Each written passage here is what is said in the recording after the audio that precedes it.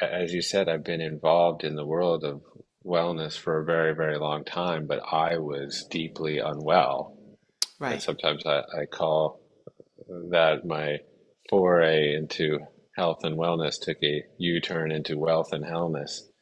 Welcome, Jeff, to the Radiant Rest podcast. I'm really excited to have you here. It's been a little while since I've seen you, and you're looking very well, I Mm, must say. thanks for thanks for saying that.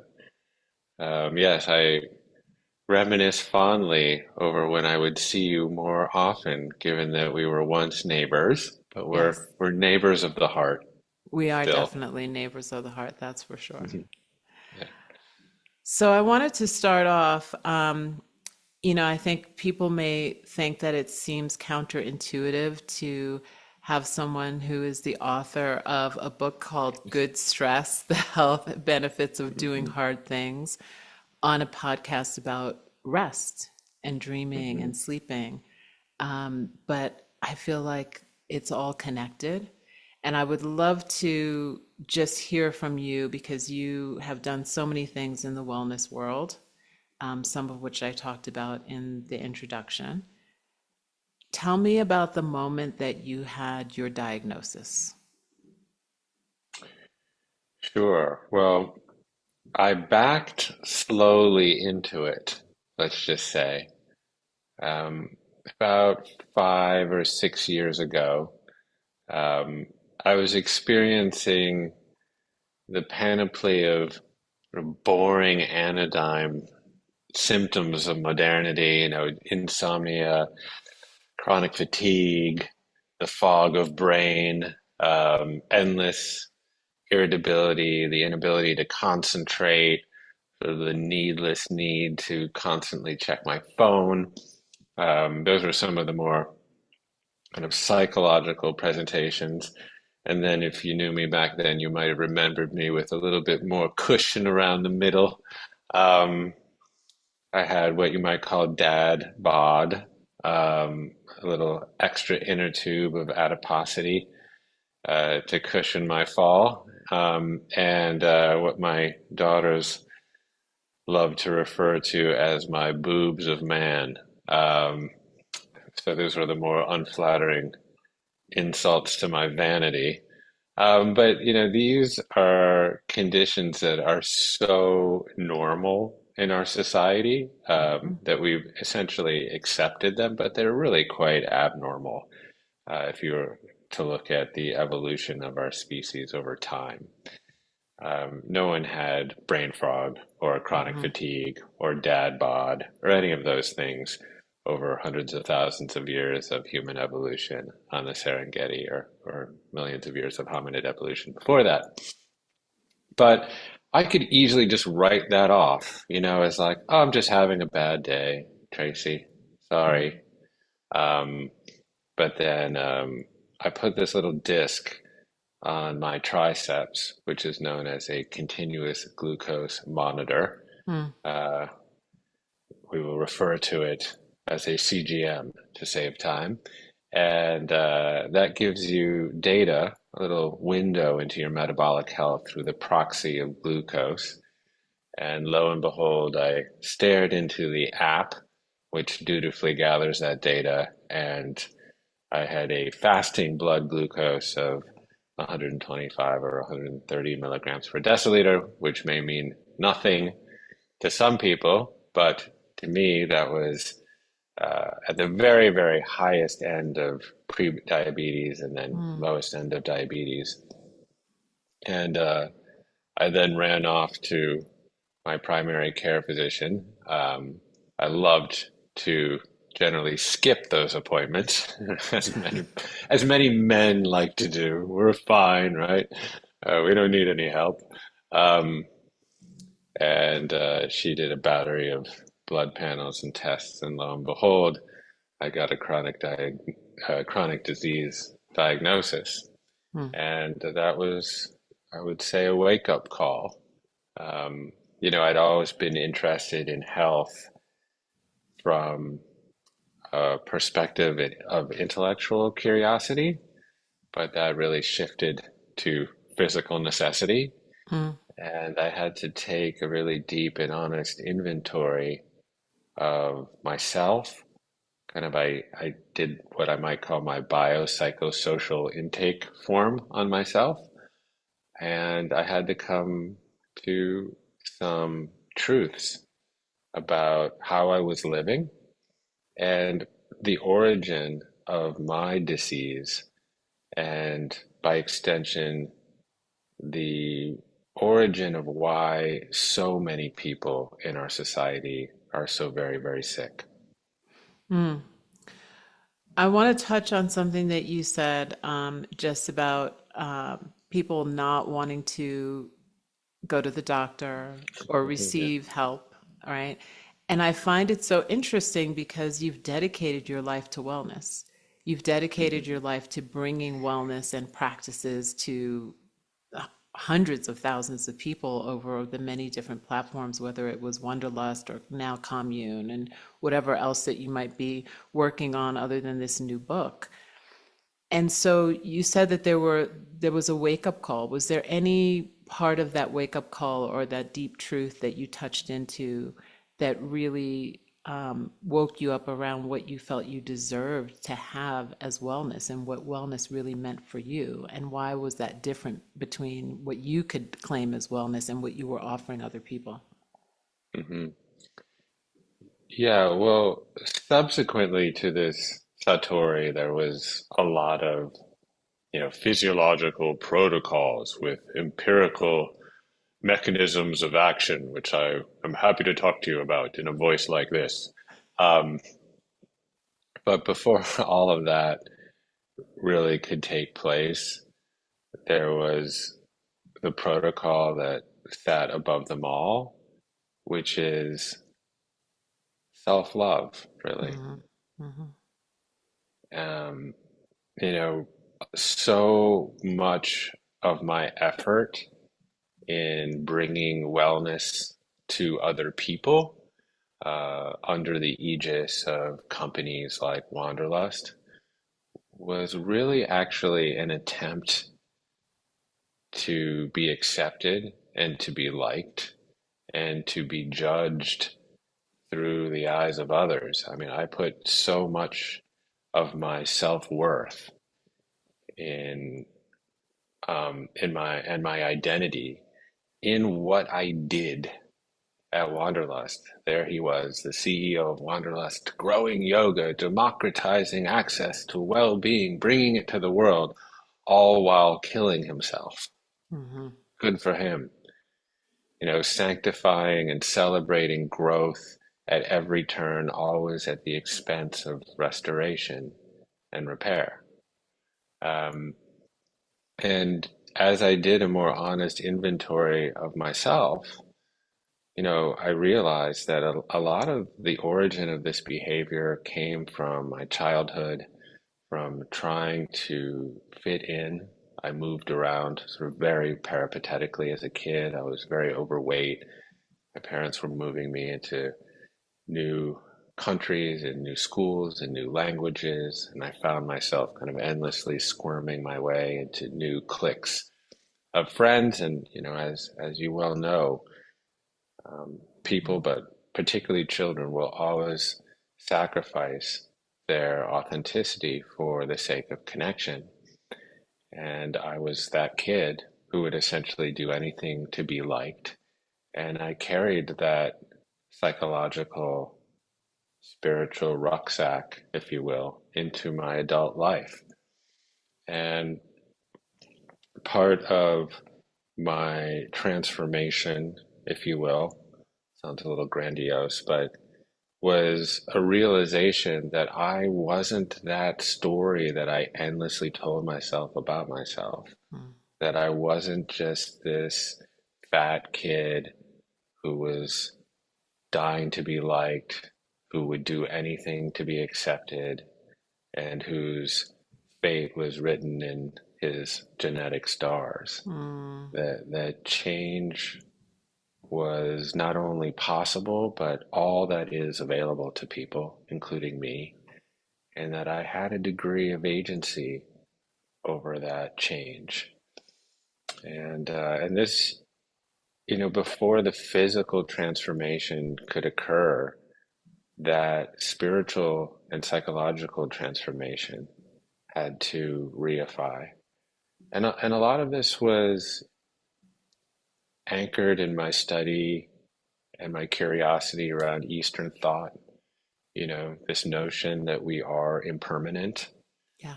that everything is subject to decay, is constructing and deconstructing. So clinging to any of it or craving any of it is futile and leads to a state of suffering.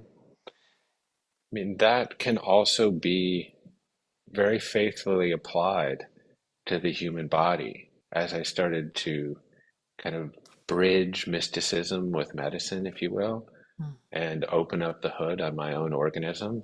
I started to see those tenets of impermanence and interconnection kind of mapped everywhere in my physical organism. Like here I am, 7 octillion self-assembled atoms experiencing 37 billion chemical reactions per second. I am simply not the same Jeff that you knew back then, nor the same Jeff that started the podcast. Yeah, Exactly. That's for sure.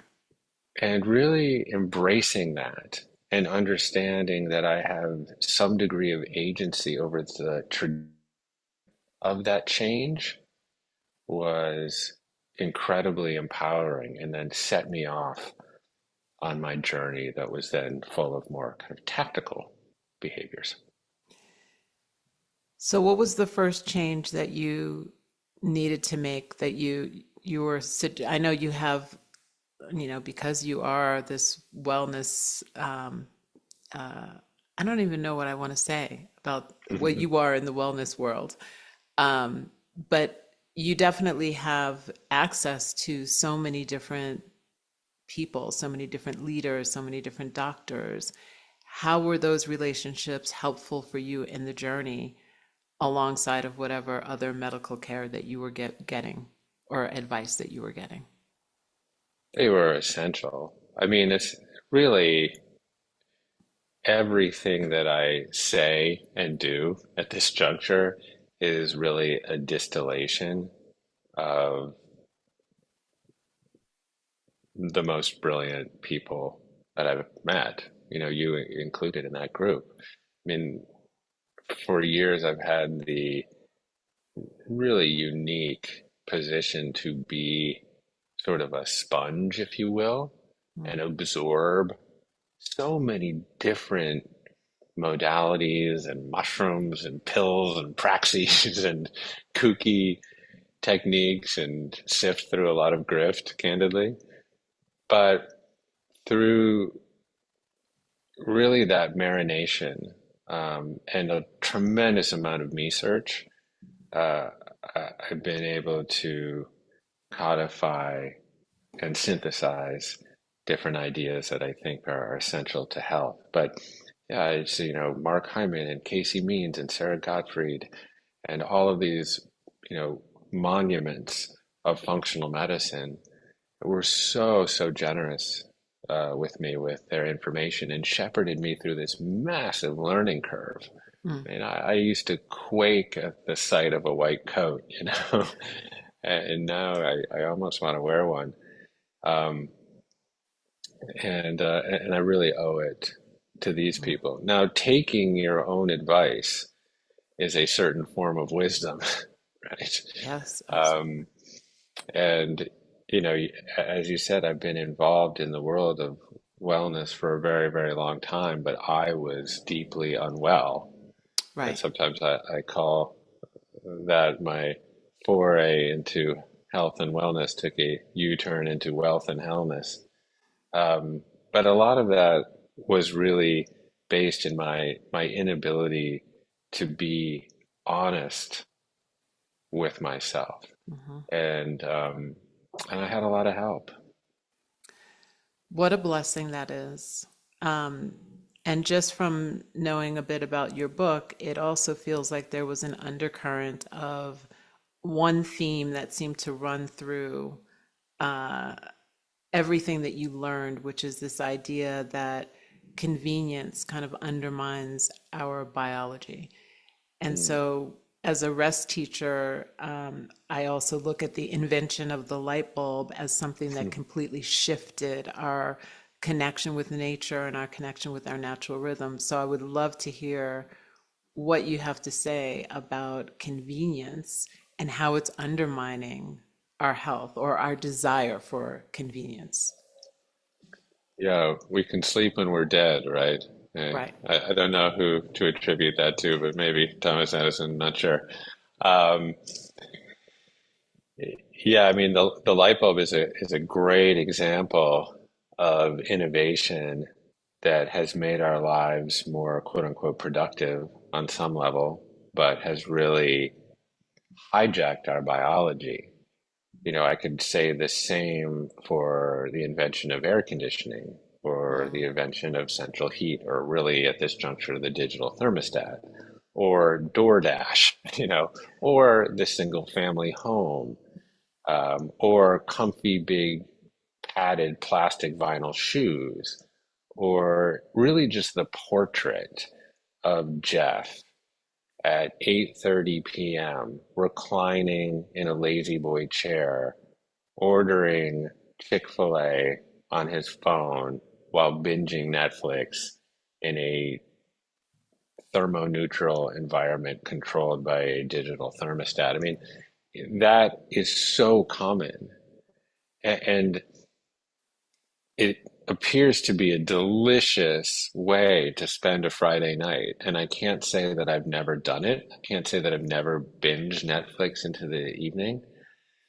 But that portrait of ease really results in a lot of dis-ease. And as I became more honest with myself and how I was living, I really needed to change and reformat my relationship with ease. Mm, And yeah. I think this is key for a lot of people, because, you know, ease is really not chubby hubby and Netflix and sofas. True ease, we know it when we feel it, or actually when we don't feel it. Mm, Um, Sometimes I like to say that, you don't notice your pants unless they're too tight, right? When when they're just fit mhm, right, you don't notice them. And you don't notice yourself unless it's too tight. In fact, it's that clutch that you feel when, let's say, you're in like a turbulence on an airplane, or you have a close call in traffic, or you're in a stressful argument. It's that clutch of muscle, mhm. that fight or flight that is adaptive for our biological imperative to survive, but that just needs to come and go, you know, where that acceleration of heartbeat and respiratory rate, that closing down of the aperture of your attention, the self-obsession, the distrust of the world around you, that can be adaptive in short bursts in the right circumstance. But this is where so many of us are living on a constant basis. Yeah. So that ease that we're looking for is that sense of non-self that we get when we're deeply immersed in, let's say, a creative endeavor Mhm. where, you lose track of linear time. I'm sure we've all been there at some point. Or, sometimes when we're deep in collective enterprise, when we're doing something with a group that feels great. I mean, this could be philanthropic, but it also could just be an animated dinner conversation where, again, we lose our sense of self as separate from the world around us.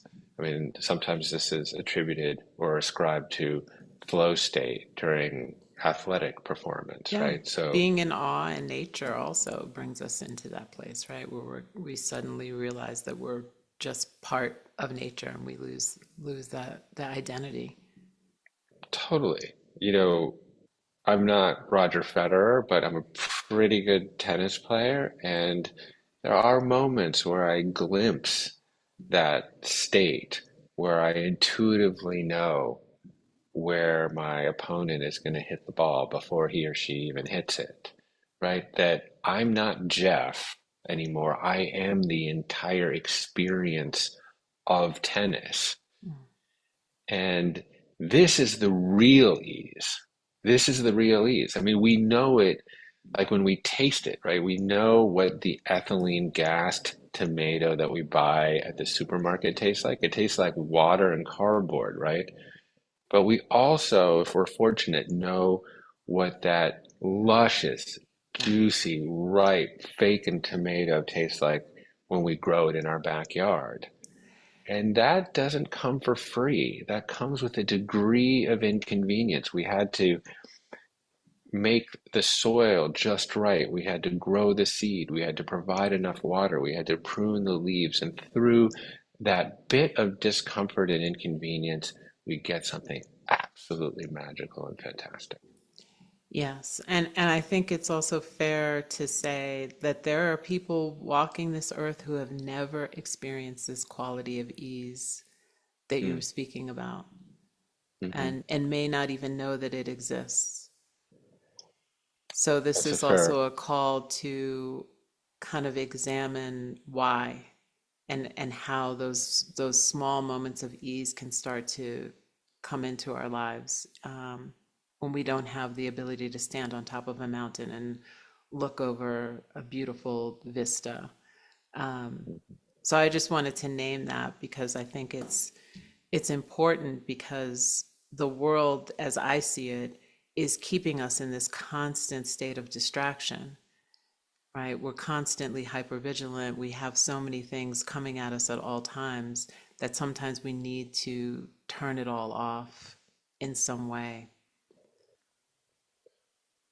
Well, the attention economy, if you will, is Yes, literally engineered absolutely.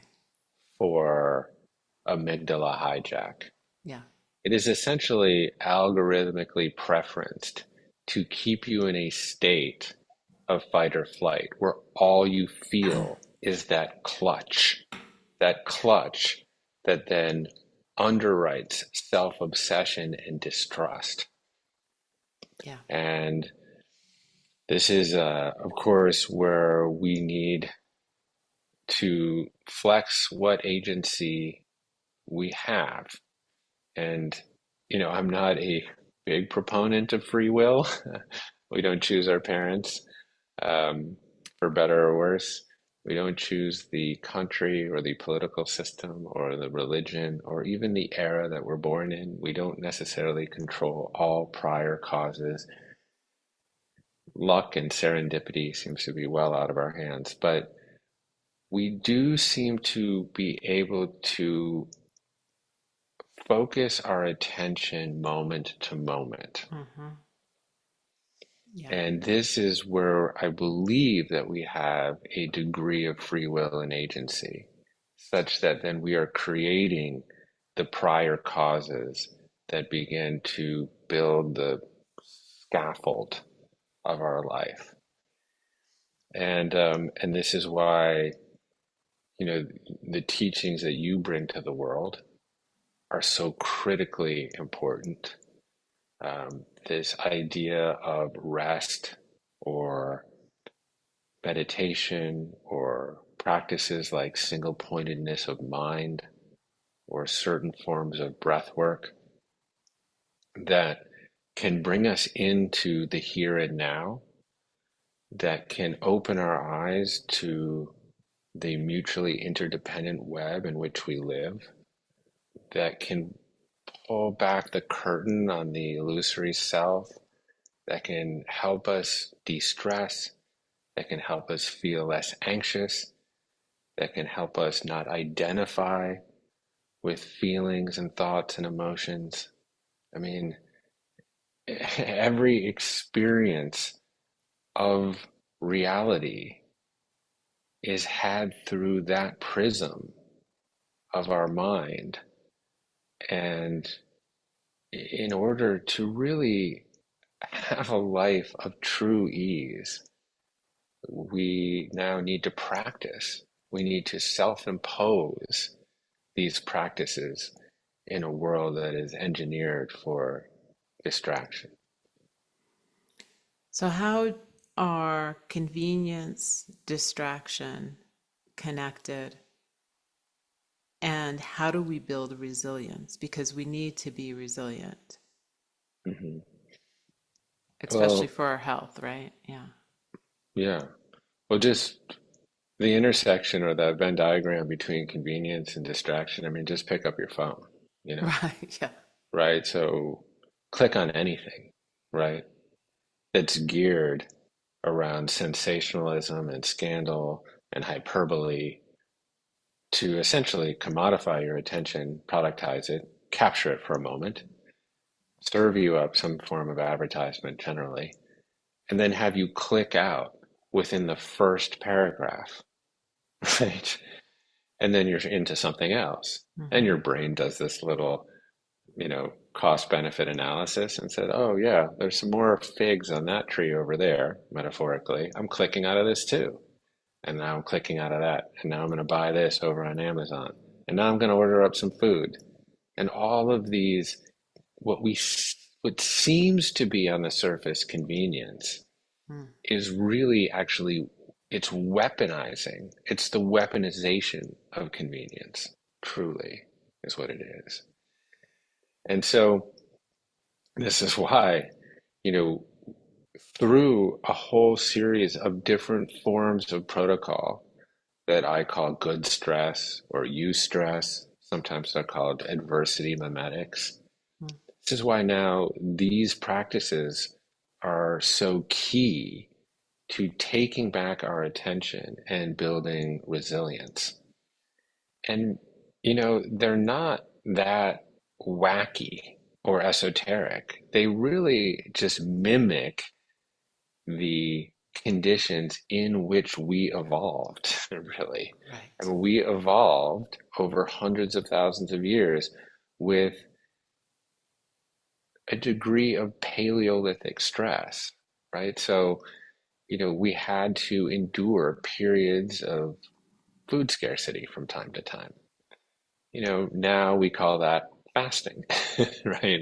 Now, of course, fasting is baked into a lot of spiritual traditions, so it's a very old practice, but it has a new utility in the era of always available calories. You know, on the savannah, we had to endure fluctuations in temperature, hot Hmm. and cold. And in relation to those periods of hot and cold, our bodies did amazing things. We sweat, we shiver. And those are adaptive mechanisms that deal with hot and cold.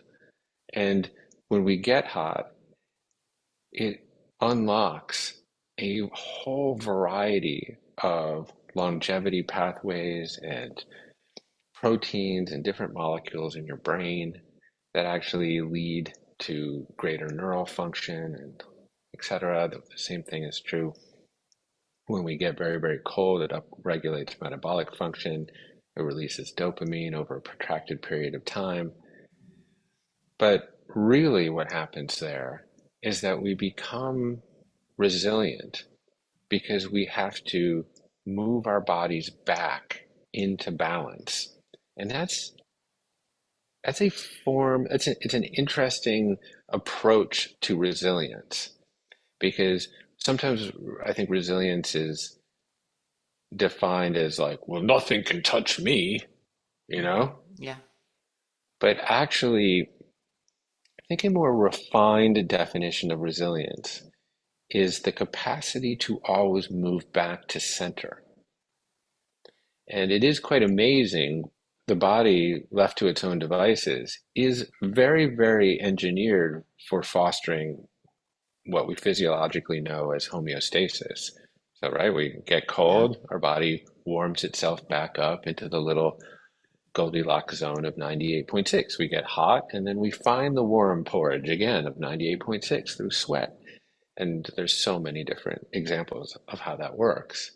So I started to understand health and well-being as this quest to train my psychology and physiology to best foster homeostasis or balance or kind of dynamic equilibrium, if you will. What are your, I know that in the book, Good Stress, you offer deep dives into 10 different protocols. And you're going to Mm-hmm. have to read the book to get all the protocols. But I Sure. would love to hear what are the top two protocols that you feel like if someone was going to start today, how can they start to kind of bring these protocols in? And I also want you to touch on nature after you share the two protocols that are your top two. Mm-hmm. Top two is hard, but I will hover over fasting because I think it's so protean in nature. Obviously, there are all the physiological benefits of fasting. You know, it can help certainly with weight management. It can help with metabolic health. You can grow new mitochondria. You stimulate the production of brain-derived neurotrophic factor, these cool little proteins that enhance neural function. Um, you stimulate this process of autophagy, the cleanup of dysfunctional proteins and the breakdown of them into their component amino acid building blocks. But I think the most potent impact of fasting it actually relates to mindset and psychology.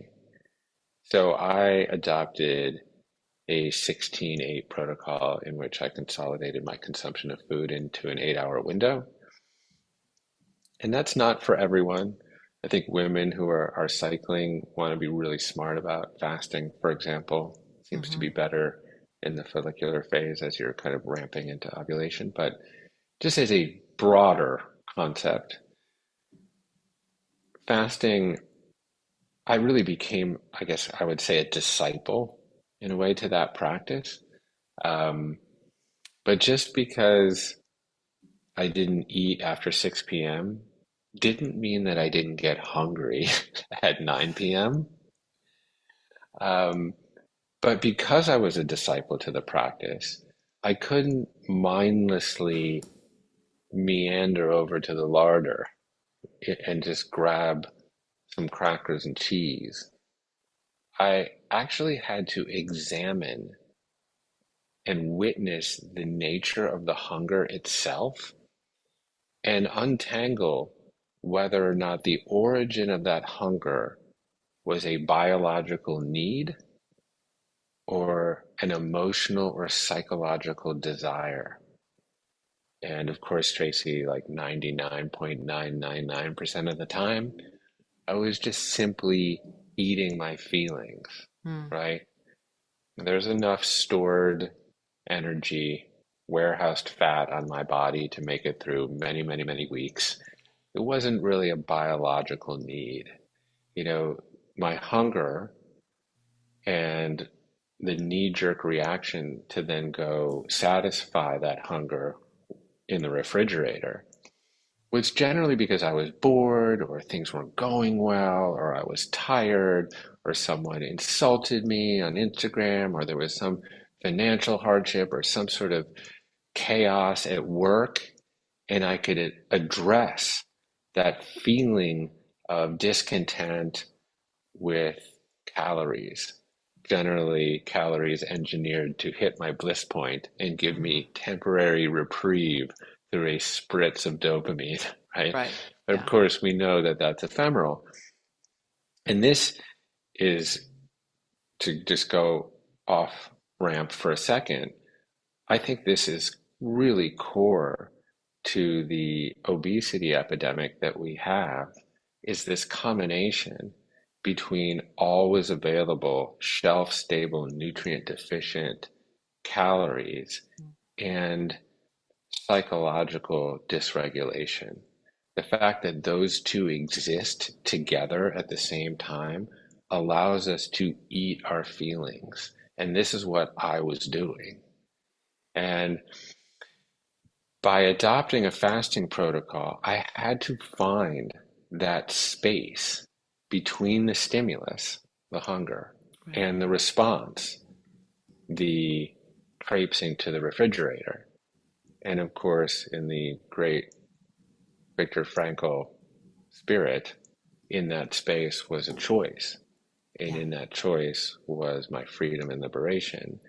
And that skill began to spill over into other parts of my life, where when I would feel a stimulus, whether that was, in traffic or my children misbehaving or an argument that I would get into with someone at work, there was a space then available to me between that stimulus and response. And that space is what lies within that space can change the trajectory of your life. I love what you're saying because for a couple of reasons. One is because I feel like that's also the tool that we need to help us move beyond distraction, is to be able to Mm, see that moment that we desire the distraction and to be able to pause in that moment.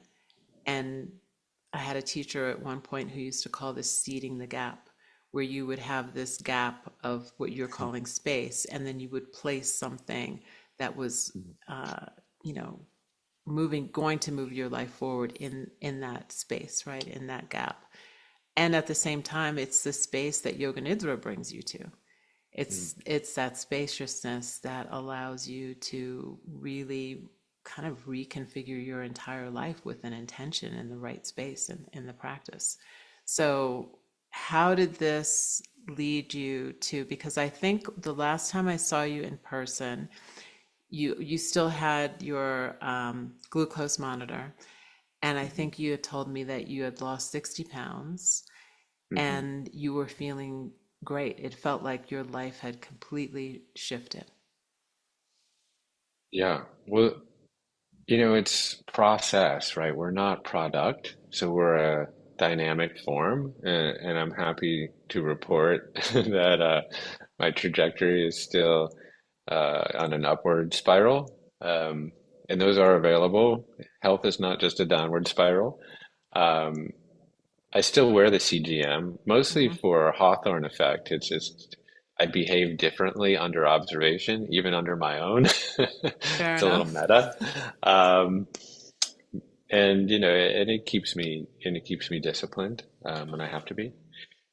But yeah, I lost a tremendous amount of weight, like 65 pounds, and you know, really found a way to balance my blood sugar and my energy levels, and every aspect of my life got better. My sleep, my behavior, my ability to learn, Mm, my ability to kind of just manage confusion and complexity with patience and curiosity.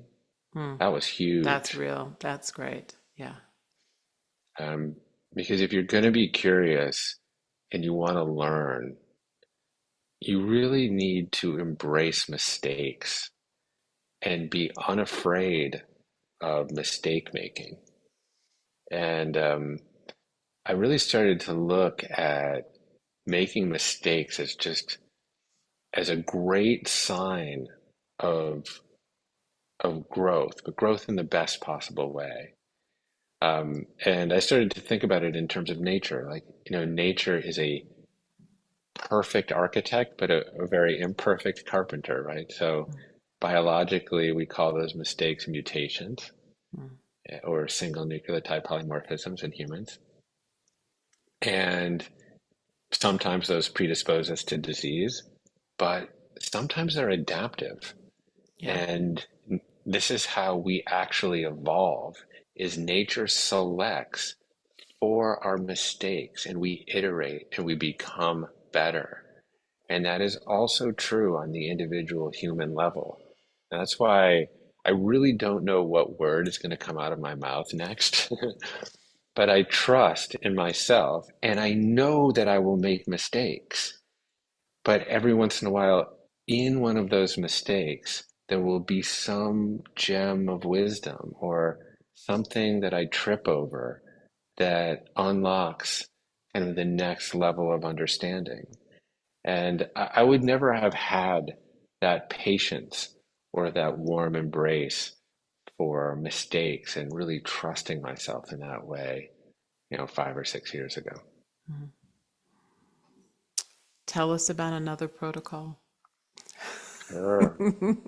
I'm divided because there's physiological ones that I find so fascinating that then punctuate your psychological life, like ice plunging.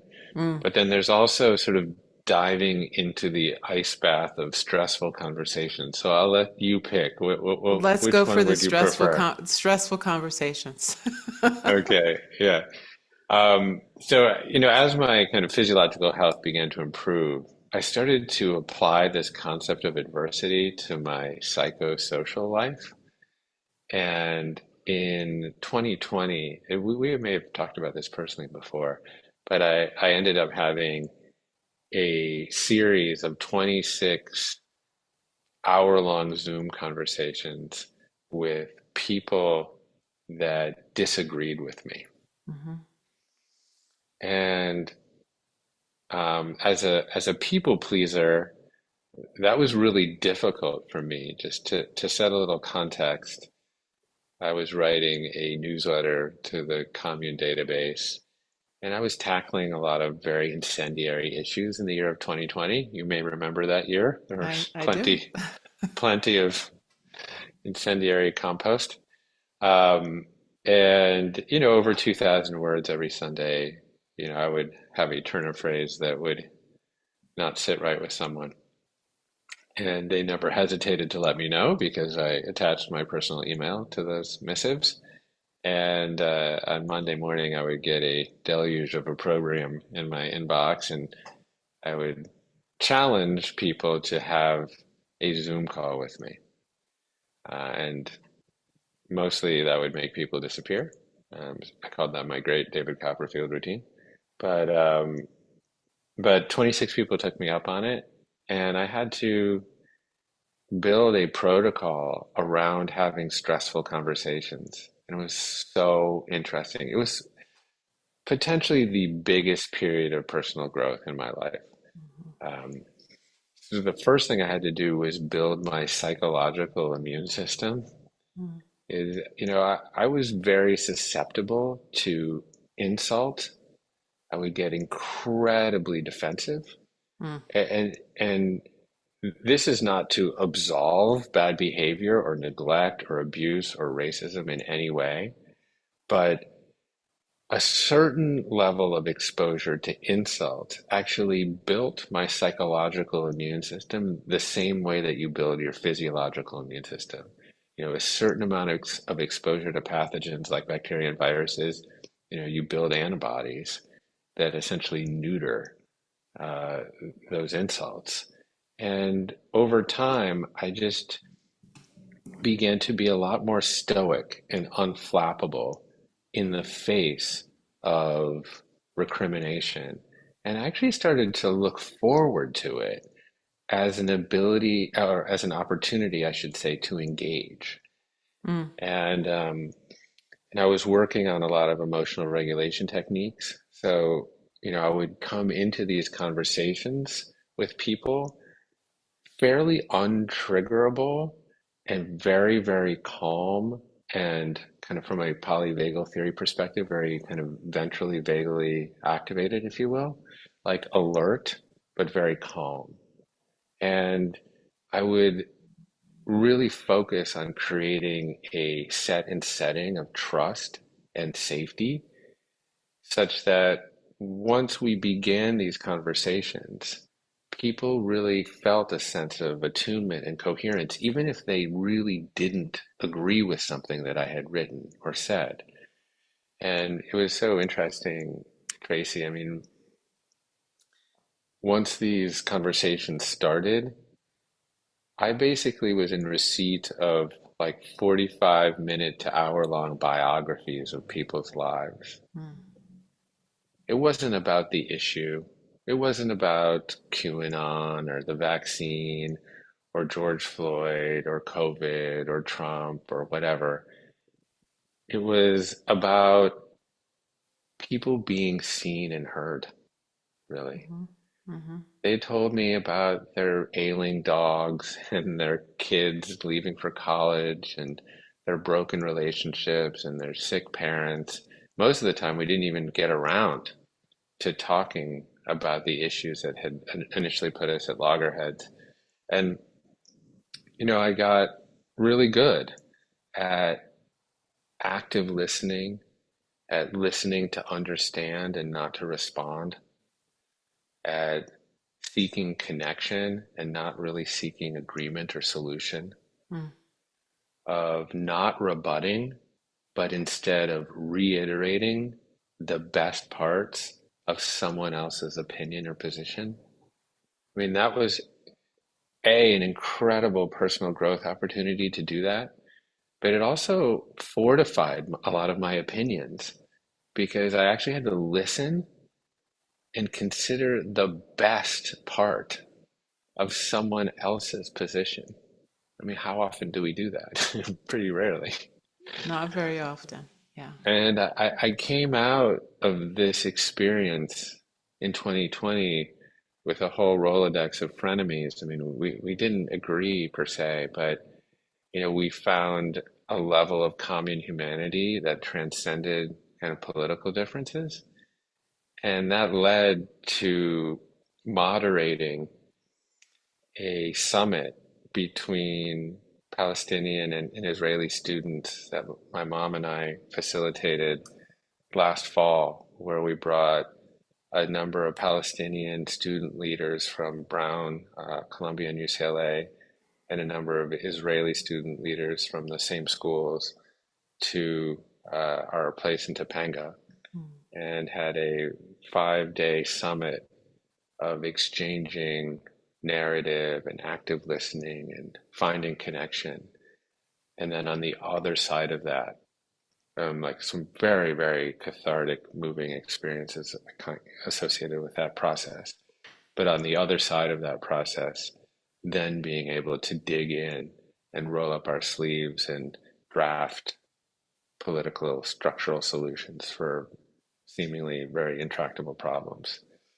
So this is, you know, this idea of leaning into discomfort really extends to your psychological and social life because, if you can foster these thorny, hard conversations with people that you don't even know, can you not have them with the people that are most important to you in your life, your friends, your family members, your parents? Um, and I really think the world that our hearts imagine is possible lies on the other side of these conversations that we so often avoid. Yeah, and I think what you're talking about is also linked to the convenience and the distraction because we don't learn how to actively listen. We don't learn how to restfully listen, to listen with all of our senses, right? Because it's not just the ears, it's not just what someone's saying, it's how they're saying it, right? It's the Mhm. frequency or the subtext underneath it, it's the emotion underneath it, it's the empathy that we can have for someone else, even if we don't agree with them. So I love that. That sounds like it was a really big learning. Um, Yeah, and I'll just say that, on the savannah, living in groups of 80 or 90, it's not that we didn't have conflict between humans. Of course we did. Of course we had mhm. conflict. But we couldn't resort to anonymous digital warriorship from behind computers. We actually had to come face to face and lean in to these hard conversations and find common ground and compromise and humanity. Yeah, and not to mention that you were in community, Right. right? That was a community. The problem is that we're disconnected from community. Yeah. We're more and more increasingly isolated, increasingly lonely, and we don't have real community. And I think that that fosters community. That within community, there's almost there it just needs to happen that we have these kinds of conversations. Yeah. Social homeostasis is a natural product of community. Yeah, and in I mean, some level, the commune was is a community, right? It's a yeah, digital community, and so you went face to face with your commune community. that's right. Yeah, I mean, Gabor once said to me that if you could map the entire history of humanity across one single day, we lived communally for 23 hours and 54 minutes of it. Hmm. Yeah. This notion of living in single family homes and vertical boxes, completely cleaved from each other, relying only on digital forms of communication, that really rubs up against our own evolution. And so, we often say this, that we are hardwired for social connection, but that is true. Hmm. And, all of the best data points to the people that are healthiest and happiest are the people with the deepest and most profound social bonds and connections. Yeah, I mean, I also think that that's something that I saw during the pandemic. The reports of people who had neighbors who had never talked to each other before were suddenly growing gardens and sharing food and sharing, resources and trying to keep each other safe.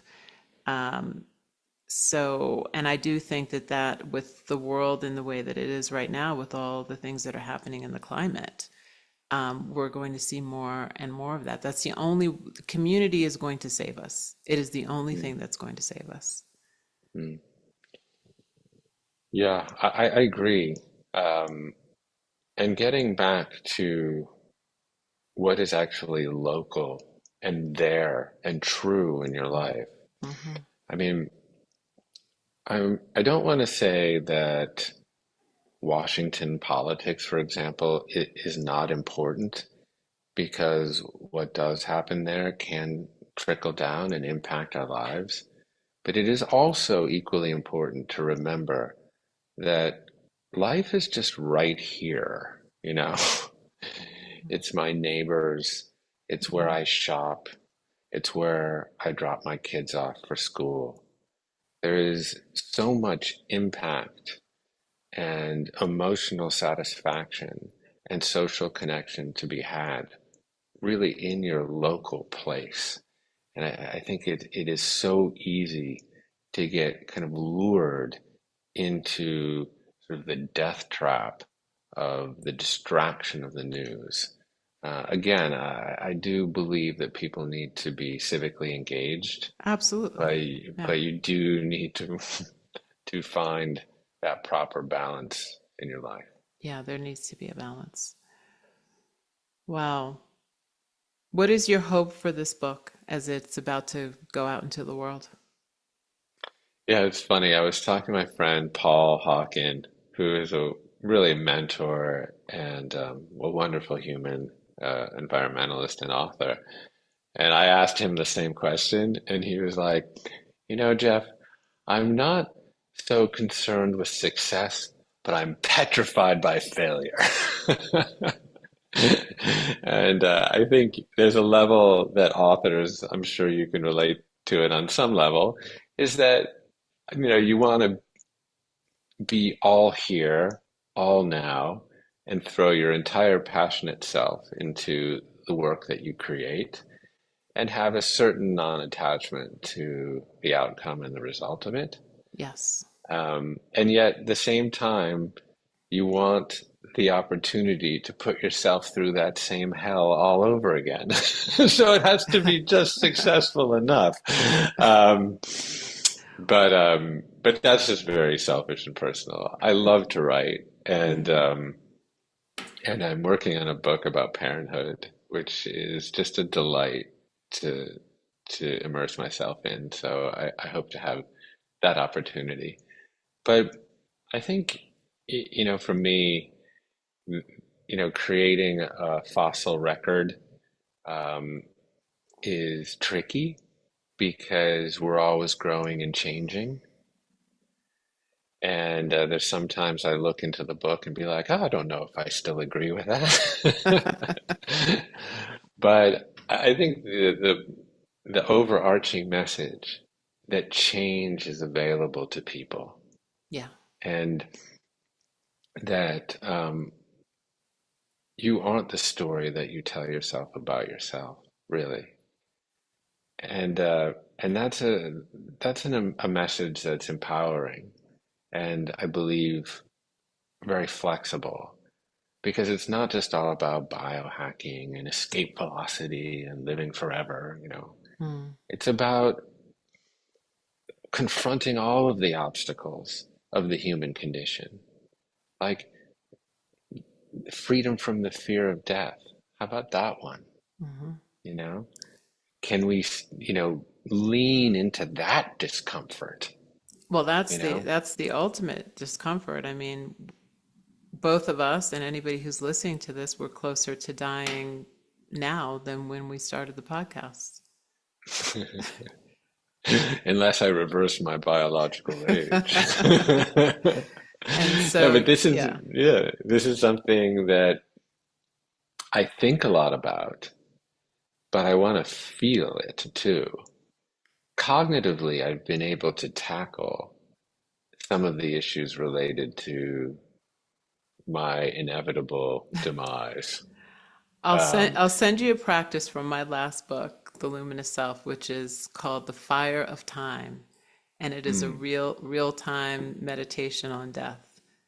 And mm, it really gets you to that place of, oh, yeah, this yeah, is coming and I don't know when. yeah. And reframing our relationship with death. I mean, it appears that our sensory perceptions are coterminous with the cessation of respiratory and brain function. Um, but if you zoom out a little bit and you realize that you are really just links in this continuous chain of Mhm. captured sunlight, that literally every atom that makes you up was forged in the crucible of some supernova 8 billion years ago that vomited its elemental guts all over the universe.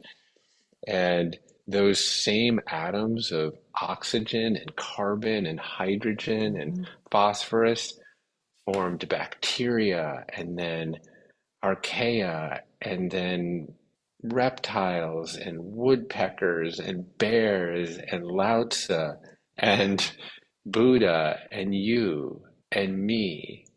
And if you really can change your relationship with the natural world, then you can realize that you are the entire universe experiencing itself in the form here and now called Tracy, called Jeff. And that will just move on into some other animated form. And in that way, you never really die. And I think we can grok that empirically. I could sit here and explain all of the kind of mechanisms associated with fusion in a supernova or whatever. But can we deeply feel it? Can we deeply feel that sense of ease with death? I mean, that may be the ultimate target of the self-examined life. Yeah, I completely agree. I think anyone who's ever felt the presence of an ancestor in the wind or in the sun knows Mm, that, right? mm, And then they have to bring it back to exactly what you were saying to themselves. Is that that's the real immortality. Mm, Yeah. mm. Yeah, exactly. Beautiful. Yeah, please send me that I'm going to meditation. send it to you right after You this. know, I've done the Memento Mori, the Stoic stuff, and there's a Buddhist series called, I think, Maranasati. But I'm curious. Yeah. Oh, thank you Beautiful. so much for spending this hour with me. I really appreciate it. Loved it. Loved every second of it.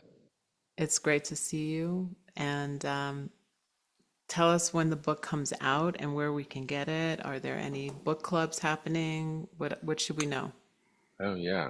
So I was fortunate enough to scoop up goodstress.com. So if you want to um, support my work and are inclined to do so directly, you can go there, and of course, you can go to Amazon and Audible and all those other places, Barnes and Nobles as well. But if you do it through the goodstress.com, I can bundle in all sorts of delicious goodies, courses with Mark Hyman and Zach Bush and Gabor Mate and other people that have been on the Commune platform. So that's goodstress.com. And please check out the real repository of wisdom keepers at Commune. Um, I am just a product of that. So that's at onecommune.com. And that's where we have so much wisdom held, including your wisdom. I'm happy to be there. Yeah. Thank you so much. And we'll put all this into the show notes and all the links and everything else so you can get the book and connect with Jeff. Thank you. Great to be with you.